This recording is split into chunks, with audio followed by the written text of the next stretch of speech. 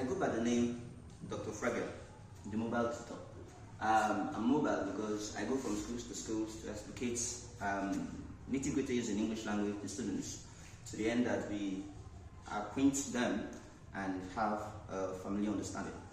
Today, we're going to be talking about some things, common errors in English. There are some things we take for granted. There are some things we sort of have some oversights on. Common errors, we look at some tautological expressions that need to be corrected and amended. And then lastly, we'll be checking on concord, but that's still far-fetched. Let's start with common errors. Now, when I want you to be serious, I want you to focus on your academics. I will say something like, you need to buckle up. But I hate to be a bearer of bad news, like someone I respect so much used to say, but sincerely, it's not supposed to be buckle up. You don't buckle up to mean for you to be serious. Buckle up simply means to tighten your seat belts. That's what it means. Buckle up, it's to avoid what we call circumlocution. I don't want to say tighten your seat belt. It seems to be long, so I say something like, would you please buckle up? The word that means for you to be serious, for you to be more hardworking, is the word buckle down. So buckle down is to work harder. You work harder when you buckle down. But buckle up means to tighten your seatbelts. And I have heard a lot of people say this particular anomaly.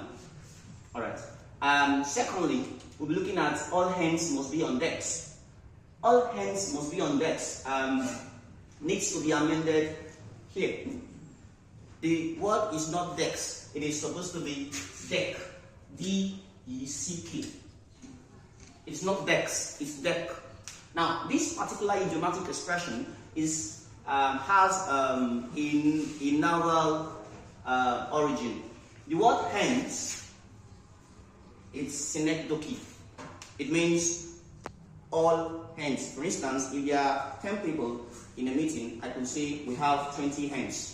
That's, I'm using the part to represent the whole, or I'm using the whole to represent the part. That's synecdoche. So when I say all hands, I mean everybody must be on deck. Now, deck is a particular platform, is a place on the ship. Just the same way you have a platform, you have the corridor. So the captain could be calling in case of emergency or when there are issues, maybe there's a storm, and say, I need everybody on deck. That's where we have all hands must be on deck. It is not all hands must be on decks. It's not decks. And of course, the meaning is that if we are going to move forward, if we are going to be successful in this adventure, we need everybody to cooperate. That's what it means. So cooperation is what this means. But my focus is on decks, not decks, but deck. Alright, thank you. The next word is more grease to your elbow. Well, this gets me a bit off. I don't know why you would say more grease to your elbow. Now, how do we go about greasing the elbow? It is supposed to be more power to your elbow. It's not more grease, it is power. You empower the elbow. So I've done something and you're trying to commend me, you say more power to your elbow, not more grease to your elbow. I've heard this countless times. So I will not be dwelling on that for too long. The next word is forgetfulness. Forgetfulness. Forgetfulness is, I love this particular example. I do, sincerely. You see, we can only forget abstract things. We forget abstract things,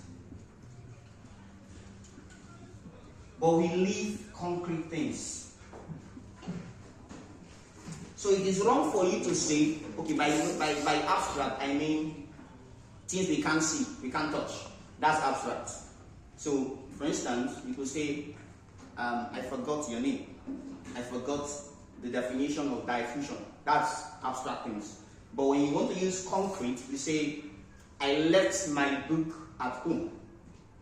However, to avoid ambiguity, we have to check this, because you see, I left my book at home. Do you mean to say you intentionally left do you mean to say you intentionally leave your book at home, or that you mistakenly or accidentally leave your book at home? Which one do you mean to say? So it may help us to say something like, I forgot to take my book at home, just to avoid that tautology. I forgot to take my book at home.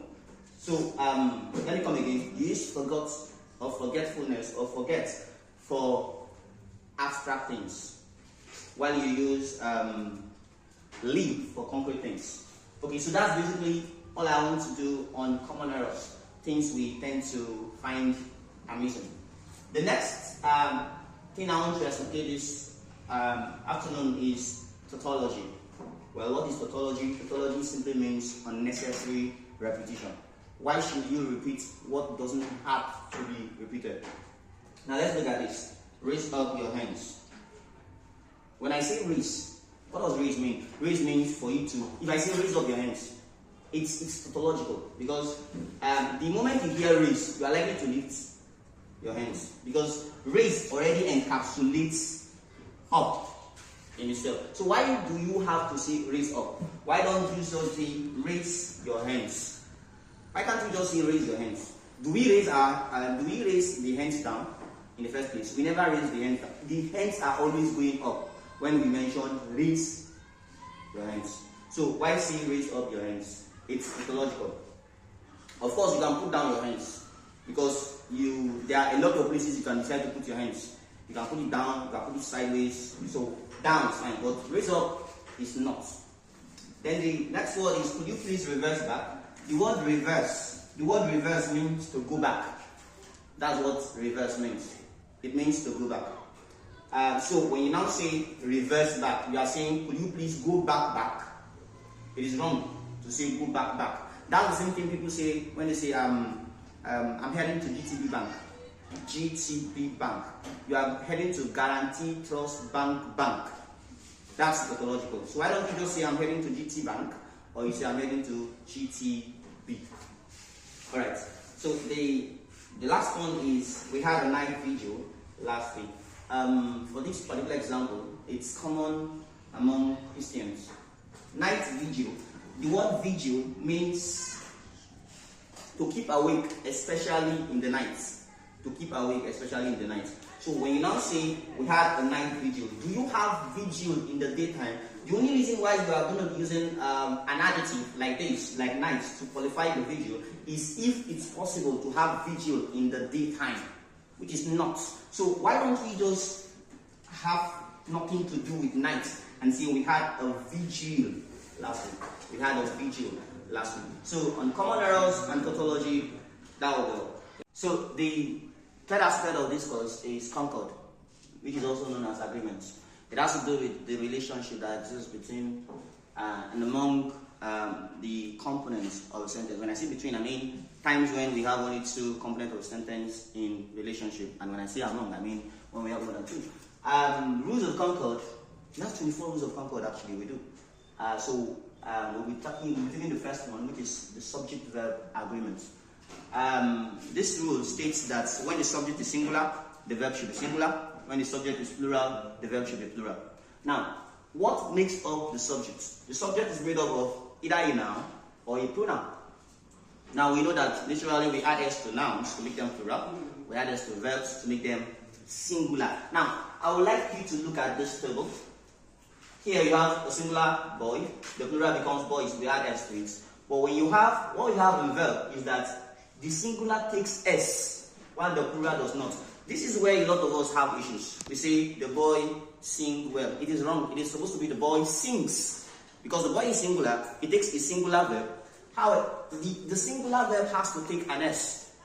If it is boys, the boys, it will be sing well. But the boy will be sings well. The same thing with something like goats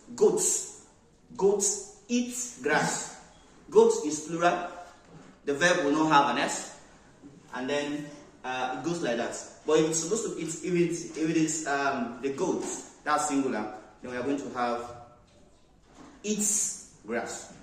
Now, this particular explanation has to do with primary verbs. We have two kinds of verbs. We have the auxiliary verbs and the primary verbs. You should understand that when we talk about the auxiliary verb, we talk about the helping verbs. That's where we look at the primary auxiliaries, the modal auxiliaries.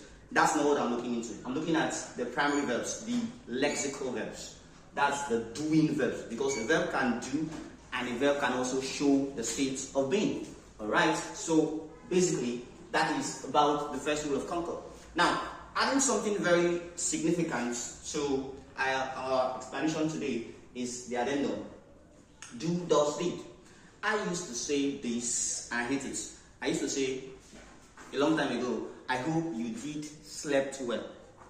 I used to say that thing. A friend had to correct me, and I'm very grateful to him. Whenever you have do, did, or does, the next verb should be in its base form. It should be in its plural present tense. Don't say he. Naturally, he should take a singular verb, that is visits. But because I have added does, it will have to be he does visits. He does go, not he does goes.